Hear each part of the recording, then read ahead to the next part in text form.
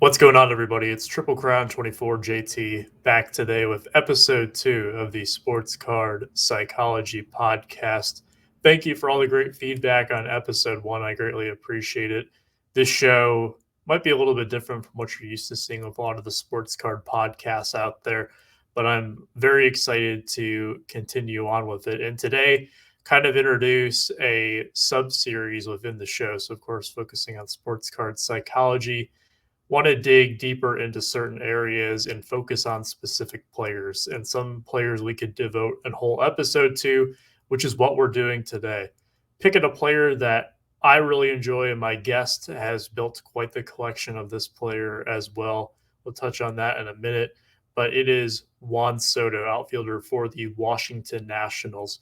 One of the hottest baseball names to emerge in the last 5 years. And I think he's more unique than a lot of people give him credit for when you compare him to some of the other names that you hear often as the hot names in the hobby. Certainly has more personality than kind of what we consider the poster child, like Trout, to have.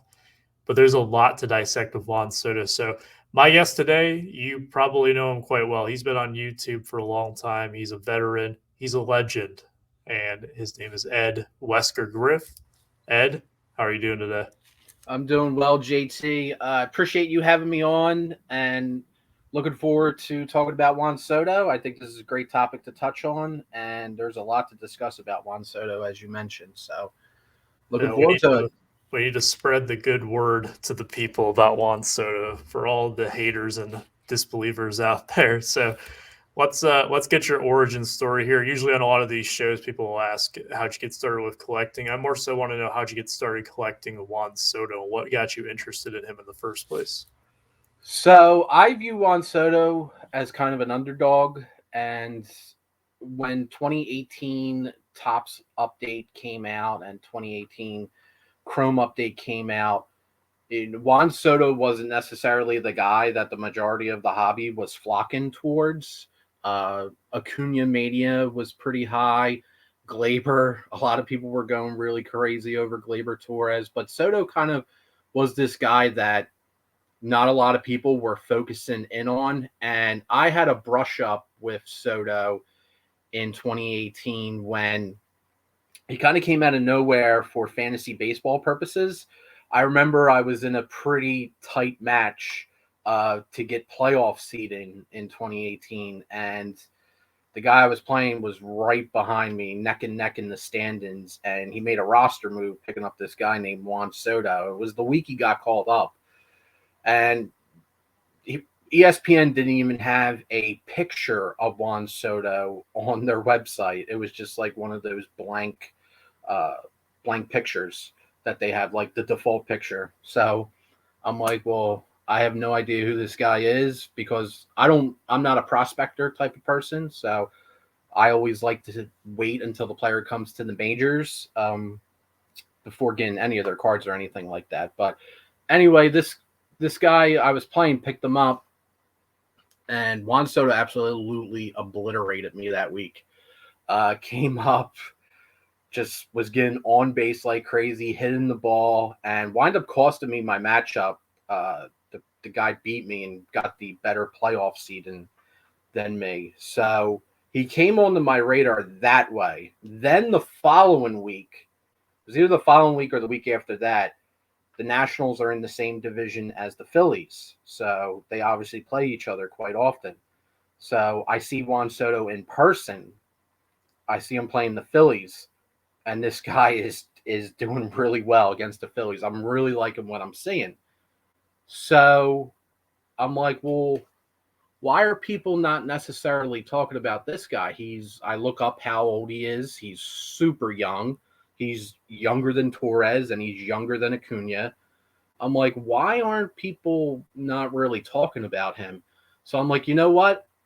I'll start picking up his stuff. I like what I'm seeing. I think this guy's really good.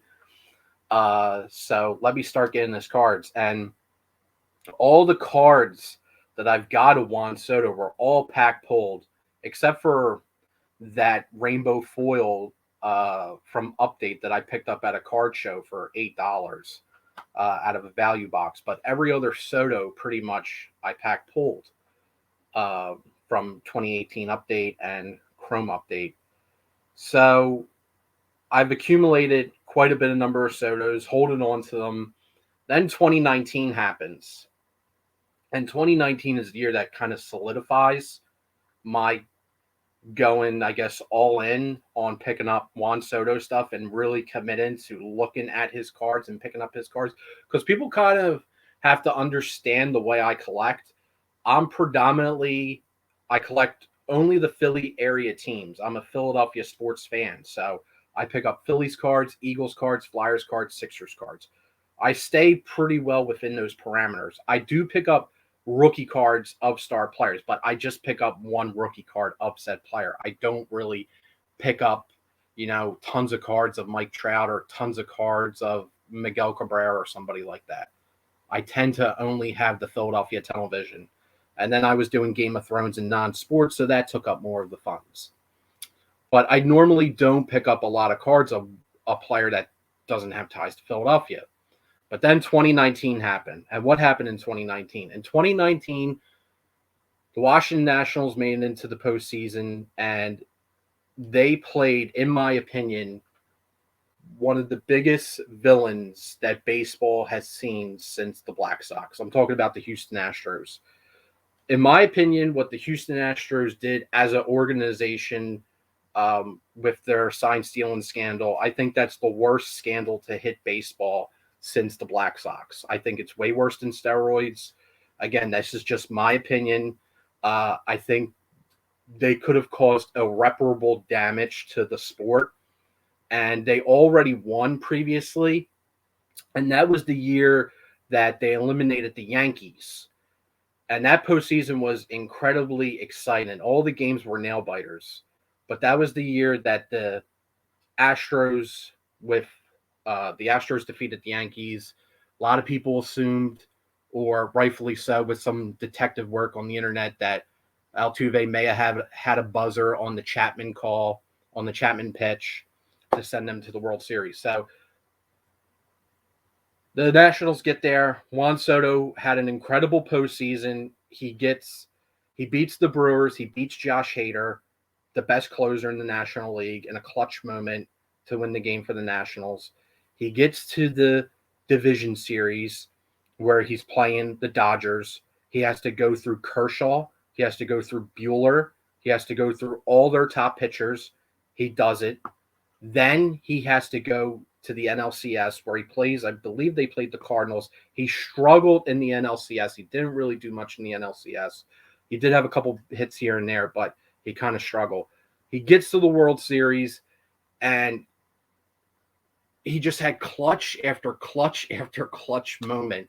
He had so many big moments in that World Series, and everyone who wasn't an Astros fan was pulling so hard for the Nationals that year to beat the Astros, just because of what the Astros represented as an organization.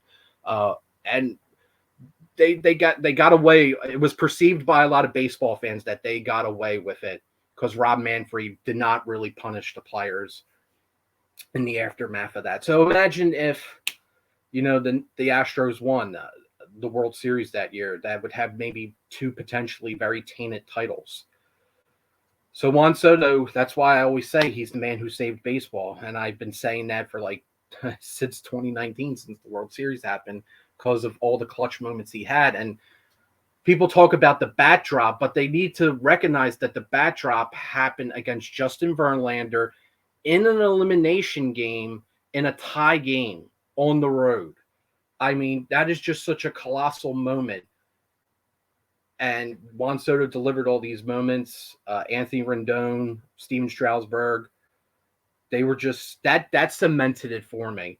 What Juan Soto did, Alex Bregman doing his stuff, taunting the Nationals, and then Juan Soto responds by taking one of the best pitchers of the last decade and crushing him to the next dimension. And then he crushes Cole, and then he just did so many great things in that World Series. And after that, I was completely sold. But then what happened was, after that World Series, after all these incredible moments, after all these amazing moments and saving baseball, the hobby doesn't care. They didn't care. None of his prices went up. None of his cards went up. In fact, a couple of them kind of went down, which absolutely made no sense to me. So now this fuels me even more because I'm like, okay, this guy is not the hobby darling. Like, he just did something incredible for baseball, for the sport, a part of a team that did something incredible. And, you know, all I hear about is Acuna and Torres, Acuna and Torres, Acuna and Torres. Like, what are we doing here? Then Tatis takes the spotlight again. Juan Soto to the back. No one cares about you. That just made me appreciate him more. That just made me want to buy him more. I'm like, okay, this guy's the underdog. He's the outsider. People aren't really paying attention to him. I'm just going to keep getting cards of him. And that's what I did in 2020. Bought more cards of Juan Soto. Juan Soto starts off slow. And the hobby, I guess, had like a little bit of panic, you know, get rid of, like, sell. And then all of a sudden, Juan Soto, you know, he stayed healthy through well, no, he had COVID in 2020 to start off, but he had an okay 2020. But in 2021, he started off slow and then went on that great streak. And then the hobby has come around on him. So that was really long-winded. I apologize. That was great because you pretty much introduced all the topics that I had remaining on the show notes. So we have already given the audience an introduction of that. And my lighting in here is kind of bad today for those that are wondering why I am not on camera. But I was chuckling a few times. So first off, to go to the fantasy baseball point, whenever you mention your team, I always think of Jack Flaherty and how that has influenced your hobby. If anyone has not heard the story of that, you can go check out his channel because he's told that story before. But yeah, there's a lot of, you gave the lore of Juan Soto there, and you mentioned all the other names that have come up and his age as well. I think it's a very telling time right now. We just had Bowman Draft release this past week, so there's a huge slew of new prospects that people are very excited about. And a lot of those guys have already made it onto the top 100 prospect list. There are 27 players currently on the top 100 prospect list that are older than Juan Soto. And you just gave a storybook tale of a baseball hero. He's still younger than all these guys who, for the most part, have yet to make their major league debut. And a lot of them, I will say, are not in a great position to succeed given maybe the team that they're on, or perhaps being blocked by a current veteran, um, or just poor performance in the minor league. So to have a guy who's that young, the word generational talent gets thrown around so much in the hobby, but Soto, in my opinion, he truly is that. So we can look at this two ways, on kind of a micro scale and a macro scale. Let's start with the micro scale and how it relates to you specifically. You said that you pack pulled a lot of your Soto cards, and the story of the rainbow foil card where you get that card for $8, and now I'm pretty sure that's a comma card. If not, I would be very surprised if it wasn't. Has that influenced you? I know that personally for me, having pack pulled cards for myself and my collection, they've kind of added some value to it. How much value did that add to your Soto collection, to you personally, and why do you think you have such an attachment to those cards being pack pulled? I think I have more of an attachment to the rainbow foil. That one wasn't pack pulled, mostly because it was $8. I found it in a value box. You know, I went to the show on a Saturday, and the show was Friday, Saturday, Sunday. So it sat there for a whole day. It's not like I got there as soon as the card show opened and went straight to the table and was the first hands through the box. I was not the first hands through the box. So that card was passed over for an entire day and an entire morning because I got there in the afternoon. So I think I have more of an attachment to the rainbow foil. And the rainbow foil, I sent it off for grade, and it came back a PSA 10.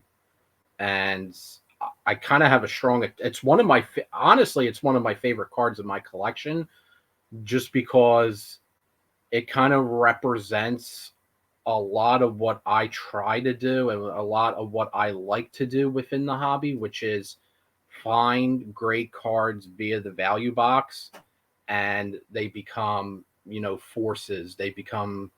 Uh, they become like sought after cards within the hobby. And the rainbow foil, that card is not an $8 card anymore. That card is very expensive. It's a card right now that I would not be able to buy in a PSA 10. Probably couldn't even really, not even in a 9 maybe. I think the 9s are even pretty pricey. So that's that's for the rainbow foil. But for the pack pool cards, the majority of the pack pooled Sotos that I have, I still have them.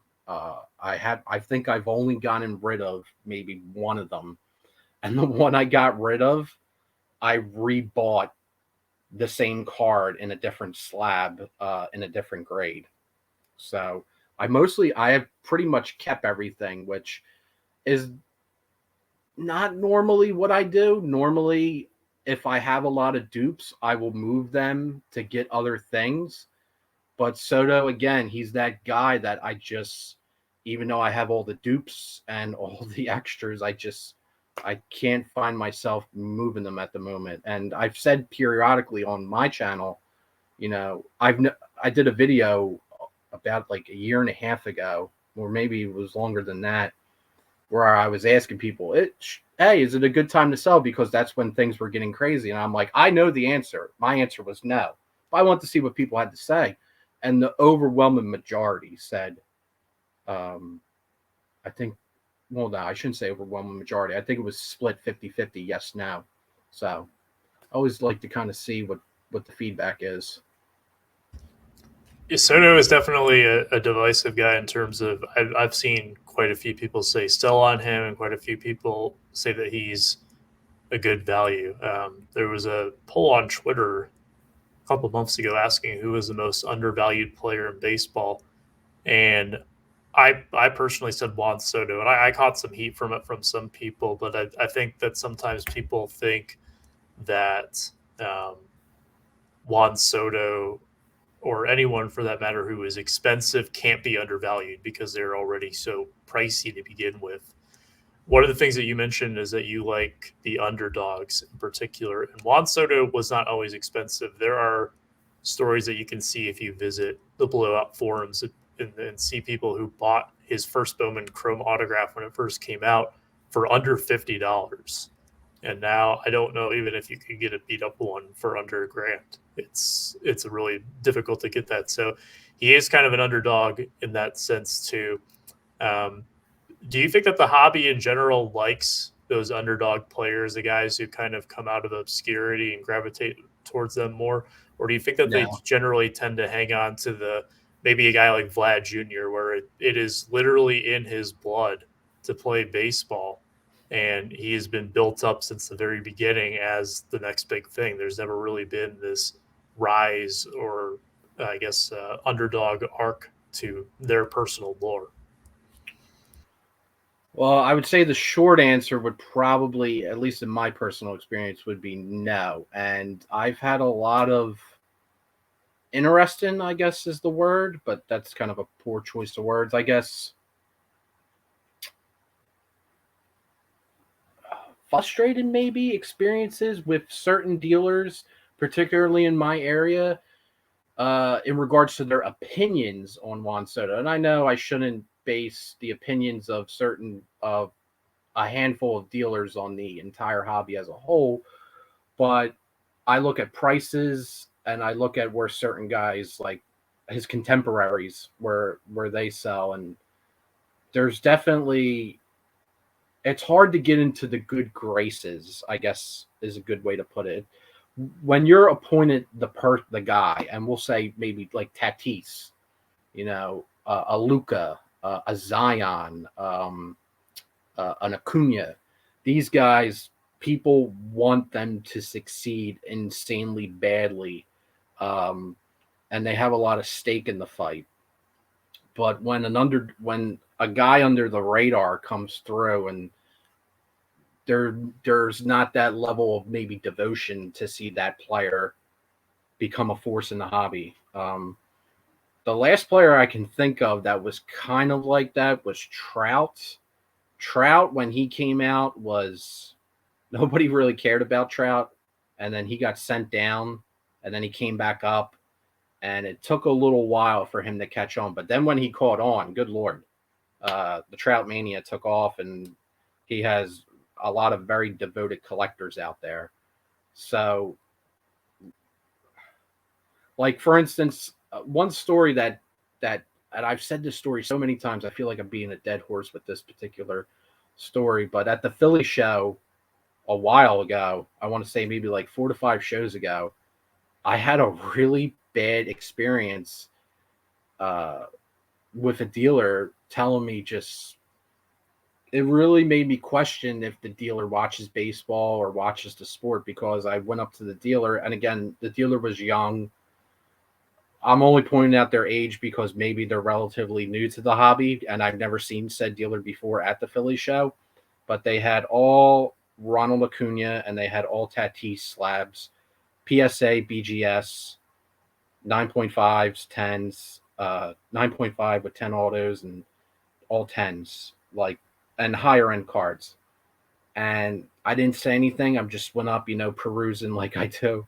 I'll go and I'll look through the showcase just to see what cards are selling. And there's a lot of movement at the Philly show. A lot of people go to sell cards, and another person came up to sell cards or buy cards or trade, whatever they were doing.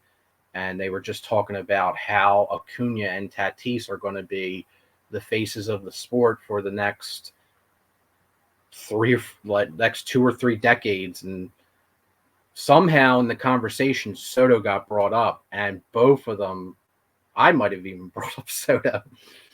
Because I asked, I was like, do you have any Soto? And both of them were just trying to tell me that Soto he's the second tier, he's the third tier.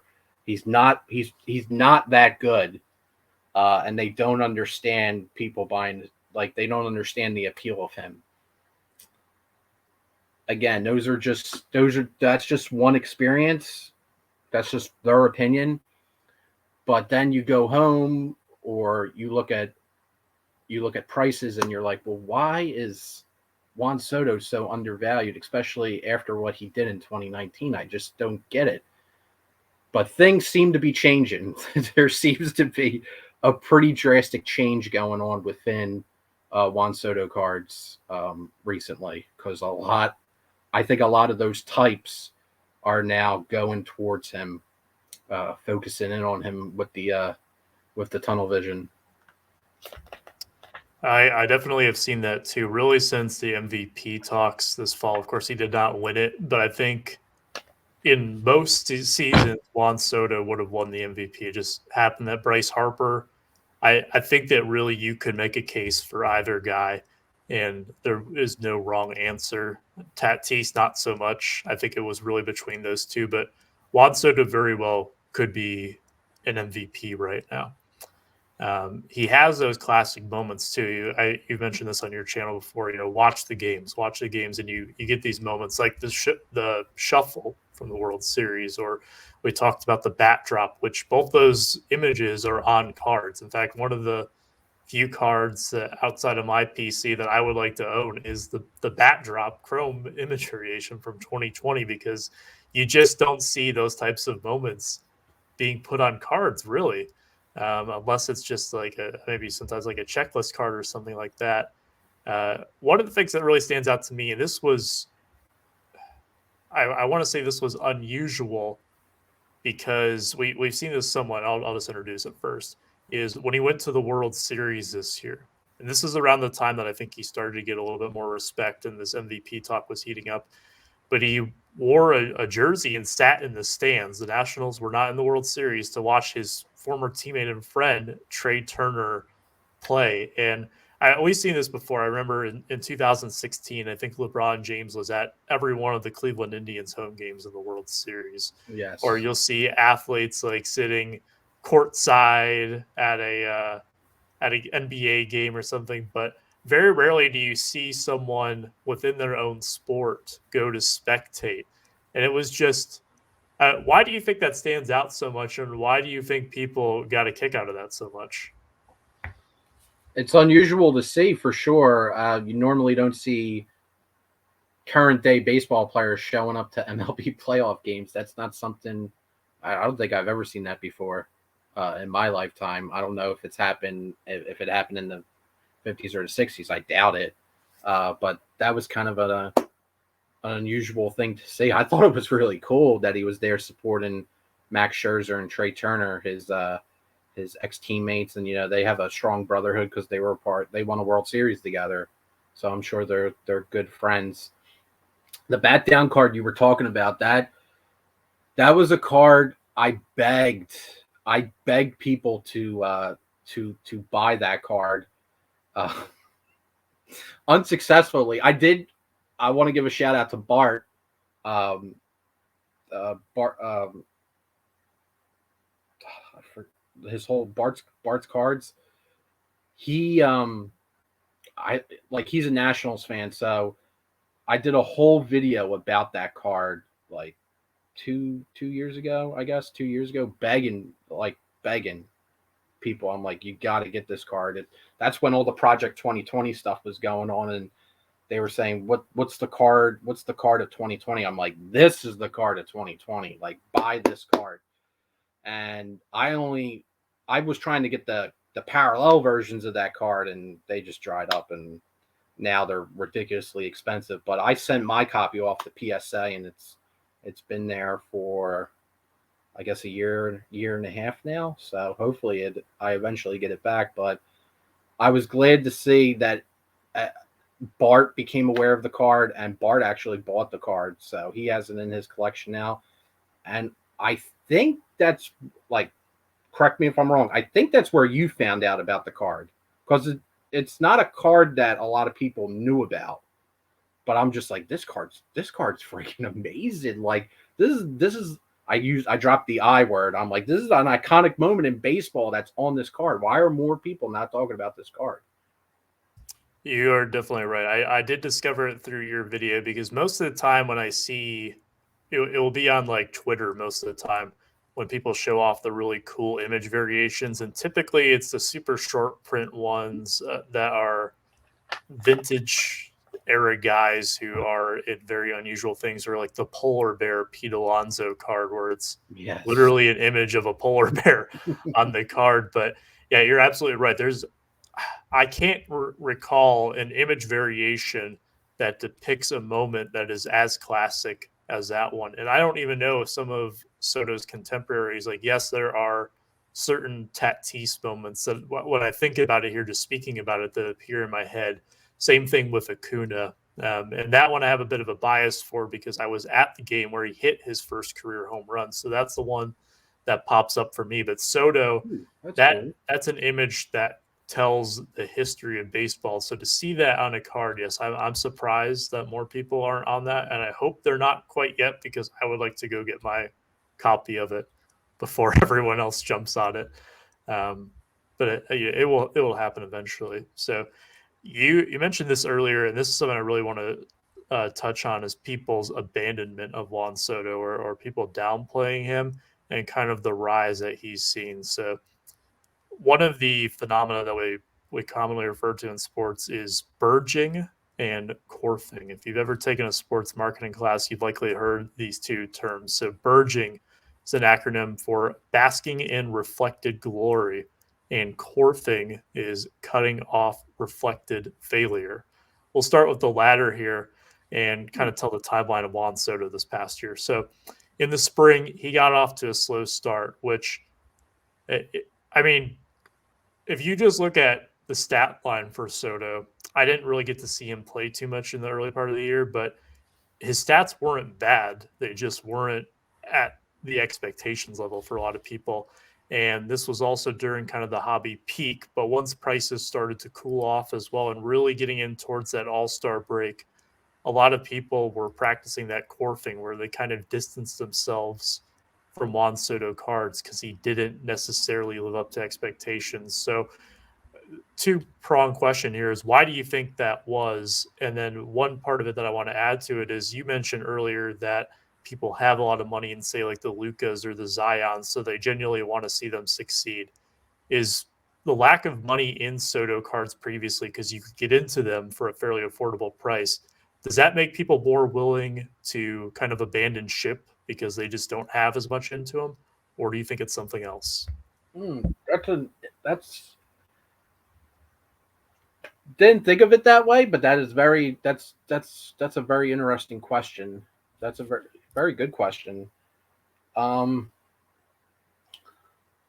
well, I would say for Soto, he started off slow, I guess, but he was he was doing well. He just wasn't doing video games numbers well. And I think he was on par with what Vegas had him as, because sometimes I'll go by what the odds makers are saying, and Soto was about, he wasn't, I think he was 5 or 6, so he was barely in the top 5 for the NL MVP preseason.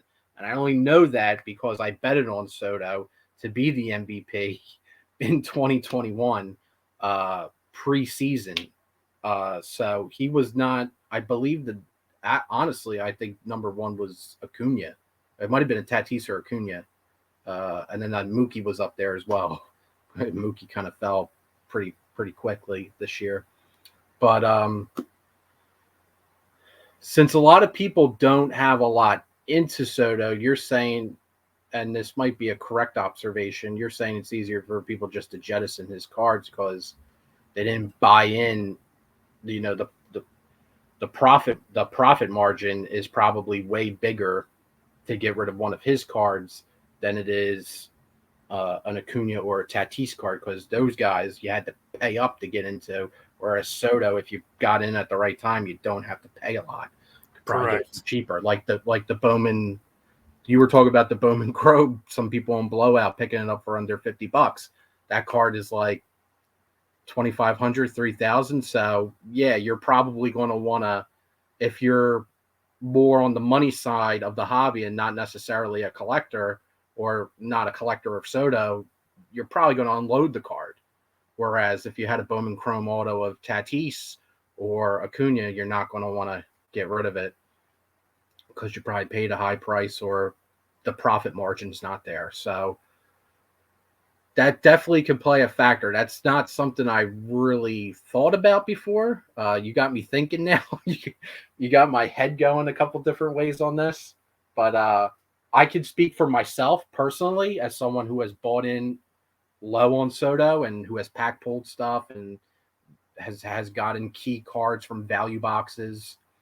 I'm not moving. I'm not going nowhere.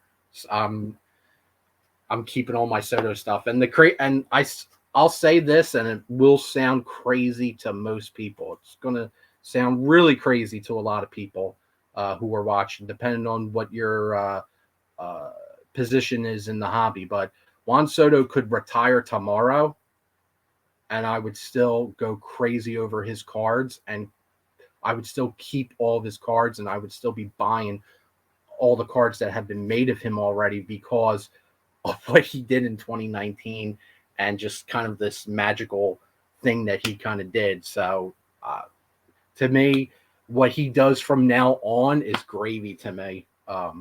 And I'm just enjoying the ride of what he's going to do in his career. So That's a perfect segue into the opposite of corfing, because you're someone who more so would practice the burging or basking in reflected glory, because you've been on the Soto train for a long time now, and probably longer than most people were. A lot of people were selling off their Sotos during the peak last spring, and not everyone. When I say these blanket statements, this isn't Star Wars, only a Sith deals in absolutes. We're talking generally speaking, there was a large enough number where I can say that.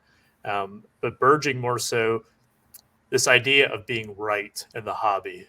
Nobody makes a purchase, and it doesn't matter what angle you approach it from. If you're a true collector, quote unquote, or you're a pure speculator investor, whatever title you'd like to assign to yourself, there's nobody out there who buys a card for $100 and then says, "Man, I hope this is worth $50 tomorrow." It just it doesn't happen like that. You want to make sure that you get the most for your money. But when you get in on the ground level of a guy like Soto, who he wasn't necessarily expected to be great, whereas Acuna and Tatis, his contemporaries, their first Bowman autographs have never been cheap. They have been kind of groomed since the beginning in the hobby, and we have been told that these guys will be really good, whereas Juan Soto has kind of had to earn his way there, so to speak. For those who are in on the ground level, such as yourself, do you think it incentivizes you more that you have been loyal to him for all this time, that now as things kind of start to rise, that you're going to continue to collect them? Or do you not really attribute that to it? It certainly gets more frustrated. I will say that, because I'll use kind of a music metaphor. So it's kind of similar to if a band's just starting out. Say there's a really good band in your area, you really like them. You might go to their first show in a basement or in a small club, and you really like the music. You buy their merch after the show, you talk with them, you hang out, you have a drink with them, whatnot. And then a couple months later, they release a single and it gets radio play. Well, now all of a sudden they're not playing the small club or the basement. They're playing, a middle tier venue. More people are coming to see them. Then the band continues releasing great song after great songs. More radio play. Now they're playing arenas. Now they're playing a big old arena, and now they're packing in, 30,000 people, and you're the guy in the nosebleeds now, being like, "Hey, man, I seen these guys when they were in a basement. Yeah, sure, man, whatever." But it's kind of like that. I'll kind of say it's like that to an extent. For on the card side of things, it gets a little frustrating because it's hard to adapt to the new pricing. When you're so used to picking up cards cheap, and again, I'm sure everyone listening can relate to that. In the hobby, things have gone up all across the board, but for Soto in particular, like his 2020 stuff, short print variations, photo variations, inserts, anything numbered, you're used to get that stuff pretty cheap, and now you're going to have to, you're going to have to pay up. You're going to have to pay more. It's not, wallet breaking, or it's not bank breaking, but it's probably triple or quadruple what you're used to paying. So it's a long adjustment period, and then it's a little frustrating, but you get used to it, and then you also get used to all the I don't know, maybe I'm weird, but you get used to you'll see people on the social media side of things who were real pro a certain player, or real gun ho on a certain player, and they'll just like drop said player like a rock, and now they're leading the train on a player that on like Soto or somebody. Like, it's weird seeing like dealers or people gravitate more towards Soto that were like, nah, this guy, he's not there. He's not the guy. But now they're like, he's the guy now. Let's go. Run. And let me get all his cards. I guess that's the story for every player. And maybe I'm sounding maybe I'm sounding a little jaded or snobby there, but it happens to every player. So you got to get over it. I'm laughing to myself because that small time band analogy is just so spot on and perfect that I was like, wow, that I never really thought of it that way, but that describes Juan Soto perfectly. And yeah, I think you do get a sense of pride. I know a few trout collectors who are very proud of their trouts that they picked up in 2012, very early on, before he became the legend of Mike Trout now. It kind of his reputation precedes him in a sense. Uh, but yeah, the Soto train is going through its ups and downs. Kind of as we wrap up the show today, where do you see the Juan Soto side of the hobby going in the future? Is this a guy who do you think people they'll be attracted to his cards in the future? Is he just going to be someone who you open up a pack of cards, you see his card, you go, oh, Juan Soto. You kind of chuckle to yourself, remembering maybe the 2019 World Series or that. How do you think people are going to react to Juan Soto, let's say 1, 5, and 10 years from now? It's funny. I was having this conversation with Filmington. Shameless plug for him. Not that Filmington needs it. I mean, come on now. Shout out to Filmington. But we were having this conversation about Soto and his hobby ceiling, kind of, and we're of the opinion that he kind of needs to develop more power, which in my opinion, he has the power.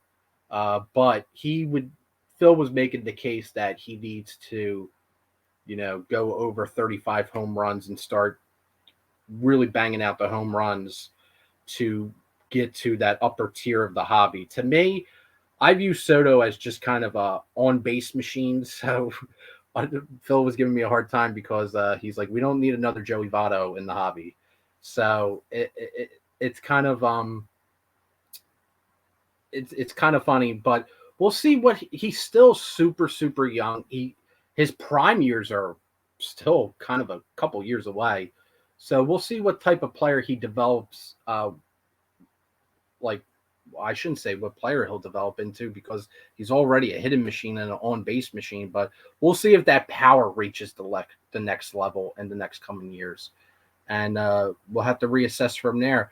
A lot of people tend to believe that Soto, since he's represented by Scott Boras, he might wind up on a bigger market team than the Nationals. I would say the Nationals are already a pretty decently sized market team. They always pretty much spend money on their players, and they've signed many impressive free agents throughout the last decade plus.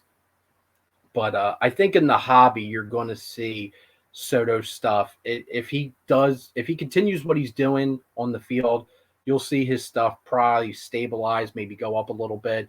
And then there will always be this, I guess, and again, it's kind of weird because Trout kind of had this too. You'll see people maybe try to pump him up a little more with the hope that he maybe goes to like a Yankees or a Dodgers or another, put whatever big market team you have in your brain that you can think of. Because I remember that with Trout, people were like, well, he's going to the Yankees, or he's going to go to the Phillies, or he's going to go to the Dodgers or whatever. And they were trying to bring up his prices more because they were going to say he's going to go off the Angels, he's going to go off a smaller market team. But I don't know. I think what I would really stress to anyone listening is it's incredibly important to actually watch the games. And if you want to pick up any cards of Juan Soto, or you're thinking about picking up Juan Soto's rookie card, don't do it because people are telling you to do it, or don't do it because he's the hot guy right now in the hobby. Do it because you want to, if you really enjoy baseball, or if you're an older collector, maybe you collect vintage and you want to maybe pick up some modern cards, watch his game. Watch how he approaches the game. Watch his batting eye, his strike recognition is insane. It's, out of all the years I've been watching baseball, I would say his plate discipline and strike recognition, pitch recognition is off the charts. And go back and watch some of the highlights from the postseason in 2019. Be conscientious of the situation of all the highlights. Be conscientious of the situations that he's in, and the scenarios that he's in. Elimination game. What's the count? What inning? All these things play a factor. But watch the games. You know, I know it's difficult. There's 100, baseball games are long sometimes, and some people, might not have the attention span to watch them, but, just try. Hopefully, we get baseball back this year with this stupid lockout, but try to watch what Juan Soto's about. See what he does in the game, because the box score only tells you so much.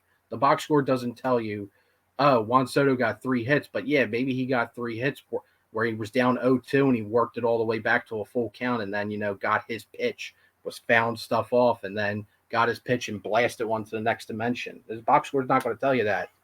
So watch the games. Well said. That's all I'll say. I would be doing a disservice to try to add on that. That was, watch the games. You heard them. So this was a really fun conversation. I could talk about Juan Soto a lot. I'm sure people are sick of hearing us preach about Juan Soto, but get used to it. He's not going anywhere. Tell everyone where they can find you. I'm sure everyone's familiar with who you are, but you do want to check out Ed's Juan Soto collection as well. The rest of his collection too. He's a very passionate collector. You can find him here.